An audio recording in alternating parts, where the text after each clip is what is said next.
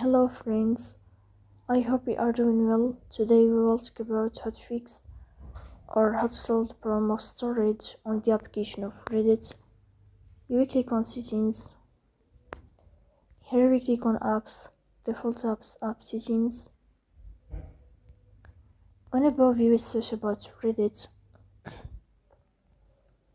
Here we click on first stop and you will click OK. Then you will enter to the window of storage. Here we click on clear cache.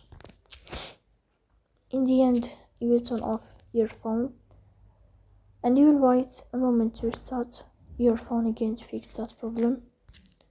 So that's all.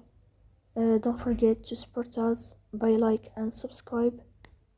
See you next time and thank you for your watching and your attention.